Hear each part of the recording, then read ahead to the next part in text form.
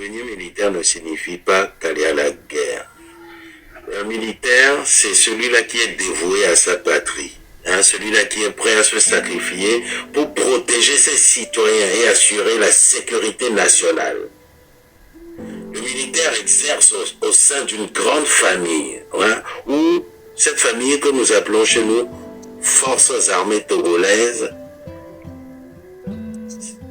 Dans cette famille, vous avez le soutien mutuel et la camaraderie, qui sont essentiels pour relever les défis que vous rencontrez sur le terrain au quotidien. Le militaire œuvre pour préserver les valeurs démocratiques et les droits fondamentaux de son pays, tant sur le territoire national qu'à l'étranger.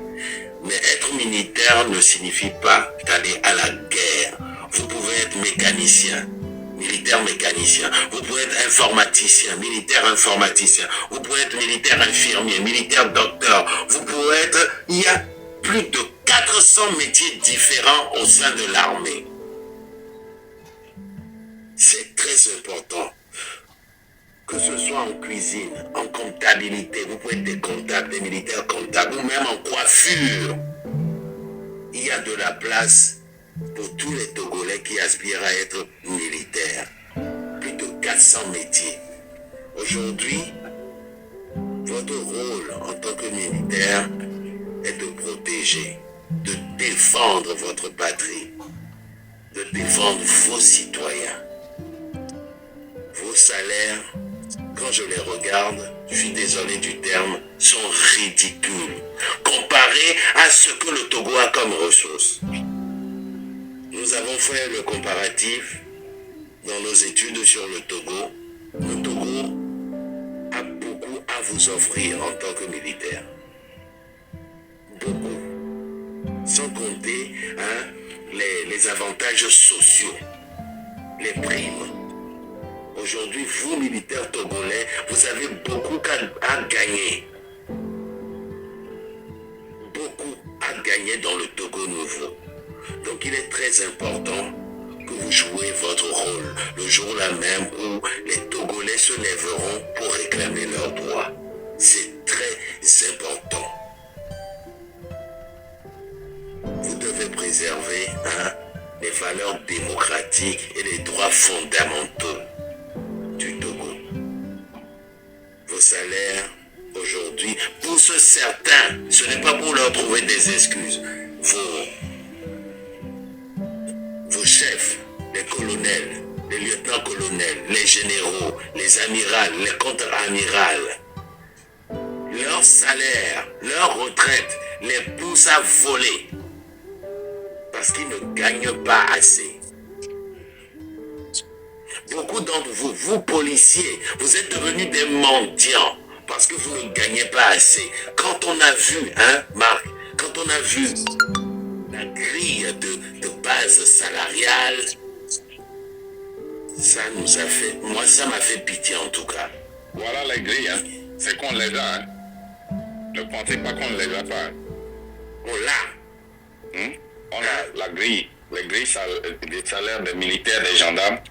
On a tout ça, ouais. Un salaire de base après 13 ans de service, un soldat deuxième classe fini à 87 500 francs CFA. Ça c'est le salaire de base, 13 ans après 13 ans. Un soldat de première classe, fini à 94 212 francs CFA après 13 ans de service, sans les primes, etc. Le caporal, les caporaux ou quartier maître ou les gendarmes adjoints deuxième classe finissent après 13 ans de service à 128 368 francs CFA par mois en salaire de base. Oh! Même un technicien de surface gagne plus que vous en salaire de base. Un caporal chef ou quartier maître première classe, après 16 ans de service, gagne 128 368 francs CFA. Oh! Un commandant RIT, gendarmerie nationale ou capitaine de corvette, grade G1 à G5, gagne, après Après 25 ans de service, 374 836 francs CFA. Un salaire de base, un commandant. Un colonel avant 3 ans de grade gagne 458 000. Mais oui. Un colonel, hein? Un colonel. 458 000 francs CFA en salaire de base. Ce qui veut dire que ces gens-là, quand on leur propose le vol, Marc, ils vont accepter voler. Bien. Ils vont détourner. Parce qu'ils ne gagnent pas assez pour leur grade. Il ne faudra pas s'étonner de voir des colonels qui volent, qui sont corrompus. Parce qu'ils ne gagnent rien. Regarde un contre-amiral.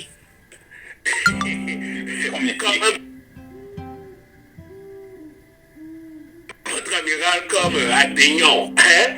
Monsieur Adénion, qui est au port autonome aujourd'hui, hein? Vous savez combien il gagne en salaire?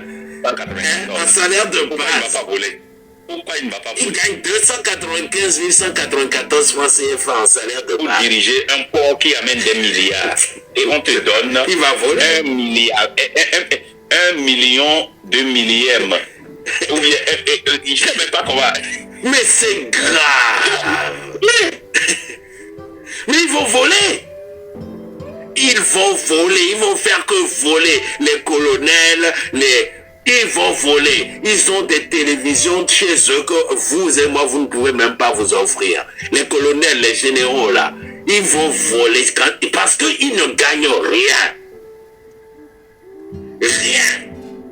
On viendra un autre jour pour les juges, leur salaire aussi, ne vous en faites pas. Voilà ce que je voulais dire. Et si vous nous permettez de mener à bien cette révolution, d'en finir une fois pour toutes avec l'inéquité, d'en finir une fois pour toutes avec la dictature, vos noms d'un resteront à jamais gravés dans l'histoire du Togo.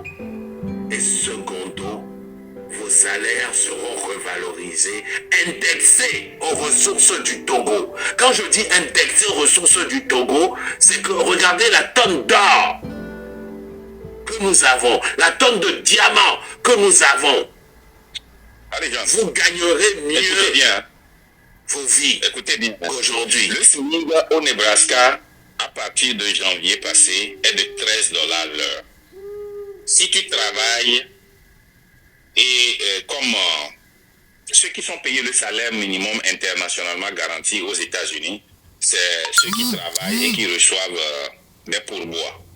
Comme si tu travailles dans un restaurant et tu reçois des pourboires, mettre à l'écart les pourboires. Si tu es payé $13 l'heure et que tu travailles $40 et 40 heures par semaine, ça te fait au total $520 par semaine. Ça fait combien? C'est combien le dollar? 520, je vais convertir ça rapidement. Ça fait plus de $2000 le mois. Non, prenons la semaine seulement. Oui, c'est $120 par semaine, fois 4. Fois 4. Ça veut dire que tu as $2008. Maintenant, on va convertir ça à $2080, pardon. On va convertir ça, 2080. En français, ça fait 1 million. Celui qui travaille celui qui dans le restaurant, ok? Celui qui est dans le restaurant, il prend les pourboires. Et des fois, leur pourboire, ça dépasse le salaire. Mais c'est pas même s'il ne prend pas de pourboire, le général d'armée ne gagne pas le quart de cette personne-là. Et celui qui gère notre fortune au port ne gagne pas le 1/8 de cette personne-là. Mais vous voulez que cette personne-là ne vole pas. Quand on vous dit que le budget d'une armée est de $1 milliard, qu'est-ce que vous pensez? Les salaires, l'armement, l'équipement, la formation.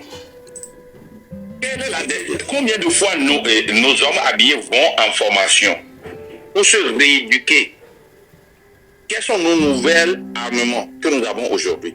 Si le Bénin ou bien le Ghana ou bien le Burkina nous attaque aujourd'hui, comme ce qui se passe en RDC, est-ce que nous avons la force de riposter?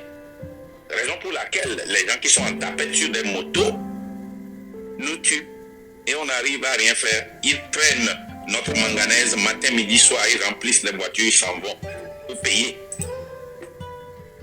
Hein? Même un démarcheur au port, s'il travaille bien, il gagne plus que le directeur du port. Est-ce que ça a un sens? Vous acceptez ça, vous volez ce qui vous appartient. Hein? C'est comme si je suis allé prendre ton argent dans ton sac, je le dépose à ma chambre, et au lieu de venir réclamer ça avec la police, au lieu de m'amener en justice pour prendre tout ton argent, tu passes par la fenêtre, tu voles un peu dedans. Si on t'arrête, tu es mort. Alors que c'est ton argent, hein. J'ai pris ton argent et ton sac, j'ai déposé ça dans ma chambre. C'est ça la mafia de fort. Mais Marc, Oui. Marc, tu as raison. Oui. Le Togo ne fait pas partie. Bonsoir. Attends, une seconde. Sur les 54 pays que regroupe l'Afrique, le Togo, le Bénin est 37e, la Somalie est 38e. Attends, Igwe, s'il te plaît. Igwe, tu peux muter?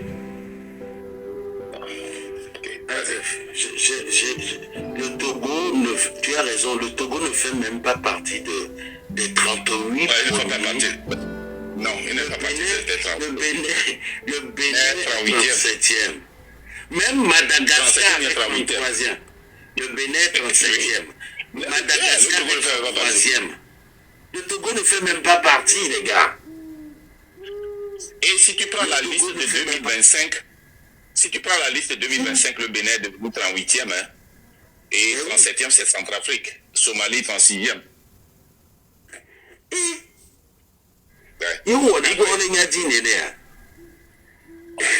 C'est pas possible.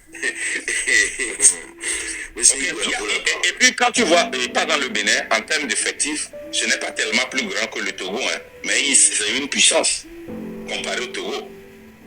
C'est nous qui allons faire la paix dans tous les pays. Et que quand on envoie les soldats pour la paix dans ces pays, c'est nous.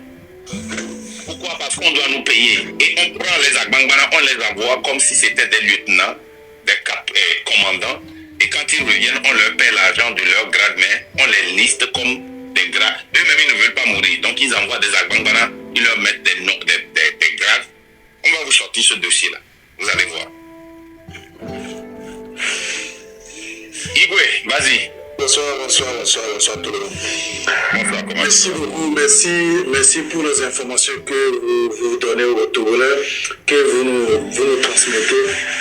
Franchement, je suis très